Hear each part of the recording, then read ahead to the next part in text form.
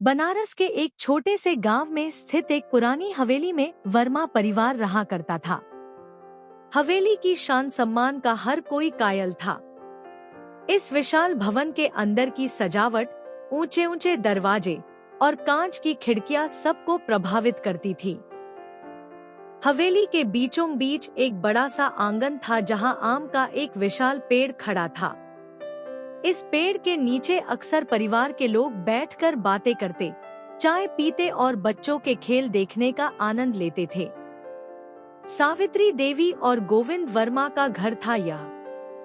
सावित्री देवी को सभी लोग सम्मान से दादी जी कहते थे और गोविंद वर्मा को दादाजी।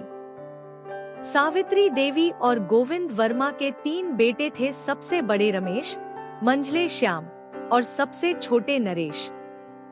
रमेश का विवाह सुमित्रा से हुआ था। उनके 3 बच्चे थे, सबसे बड़ी बेटी सुमन, मंझला बेटा राजेश और सबसे छोटा बेटा विक्रम। सुमन पढ़ाई के लिए विदेश चली गई थी और कई सालों से वहीं पर रही थी।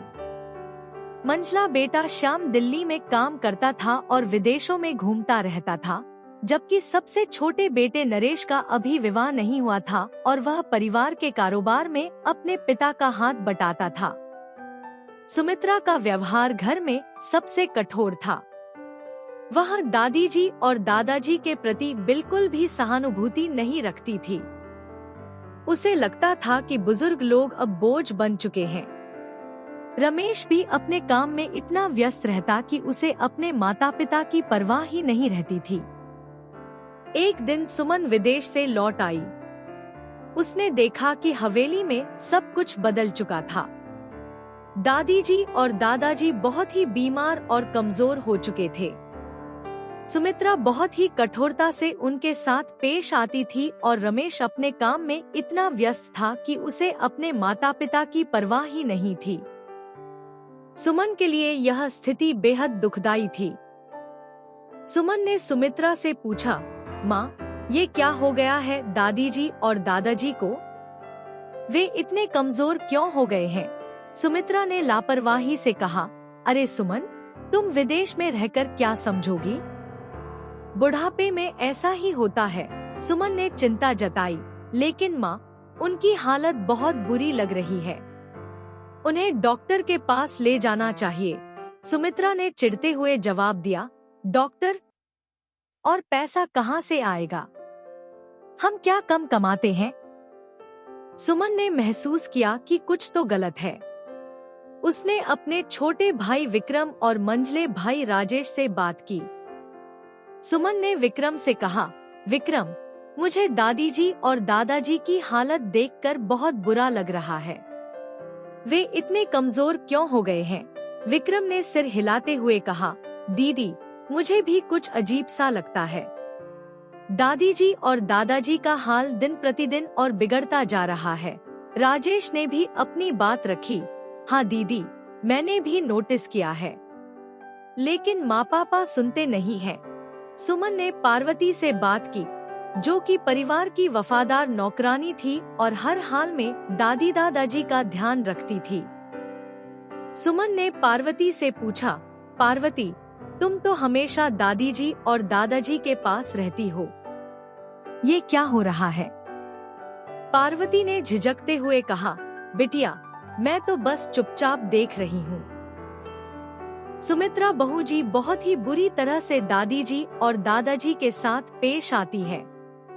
उन्हें ठीक से खाना भी नहीं देती और उनकी दवाइयाँ भी समय पर नहीं देती। सुमन ने चिंतित होकर कहा, क्या? ये तो बहुत बड़ी बात है। हमें कुछ करना होगा।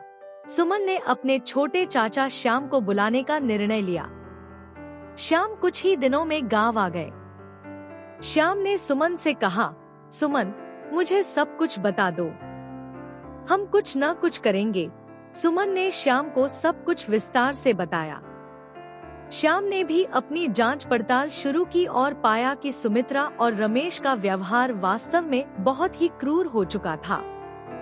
श्याम ने रमेश से कहा, भैया, हमें इस स्थिति को सुधारना होगा। आप माँ बाबा के साथ ऐसा कैसे कर सकते हैं? रमेश ने जवाब दिया, श्याम, तुम नहीं समझोगे, ये हमारा पारिवारिक मामला है। श्याम ने कड़े स्वर में कहा, नहीं भैया, ये मानवता का मामला है। हम अपने माता पिता के साथ ऐसा नहीं कर सकते। श्याम ने पुलिस को भी इस मामले में शामिल किया और दादी जी और दादाजी की हालत को देखते हुए उन्हें अस्पताल में भर्ती करवाया। सुमन ने अपनी मां सुमित्रा को भी कड़ी चेतावनी दी कि अगर वह अपना व्यवहार नहीं सुधारेंगी तो उसे कानून का सहारा लेना पड़ेगा। धीरे धीरे दादी जी और दादाजी की हालत में सुधार होने लगा। सुमन, श्याम और विक्रम ने मिलकर उनकी देखभाल शुरू की। कुछ महीनों बाद दादी जी ने सुमन को बुलाया और कहा, सुमन बेटा, तुम्हारे आने से हमें नई जिंदगी मिल गई है। भगवान तुम्हें हमेशा खुश रखे। सुमन ने मुस्कुराते हुए कहा, दादी जी, अब मैं हमेशा आपकी देखभाल करूंगी, आपको कोई तकलीफ नहीं होने दूंगी। इस घटना के बाद से सुमन ने अपने परिवार को यह सिखाया कि बुजुर्गों का सम्मान और देखभाल कितनी महत्वपूर्ण होती है। उसने न केवल अपने दादी दादाजी को नई जिंदगी दी, बल्कि अपने परिवार को भी एकजुट कर दिया। हवेली में फिर से खुशियां लौट आईं और सबने मिलकर एक नई शुरुआत की। सुमन ने अपने भाइयों के साथ मिलकर परिवार के व्यवसाय को भी सुधारने का निर्णय लिया। उन्होंने अपने पिता रमेश को भी इस व्यवसाय में शामिल किया ताकि वे अपने माता पिता की देखभाल कर सकें और उनका सम्मान बरकरार रख सकें। सुमन और उसके भाइयों ने मिलकर वर्मा परिवार के व्यवसाय को नई ऊंचाइयों पर पहुंचाया।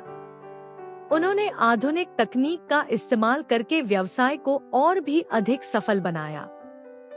सुमन ने उत्साहित होकर कहा, भाई, हमें व्यवसाय में नए तरीकों को अपनाना चाहिए।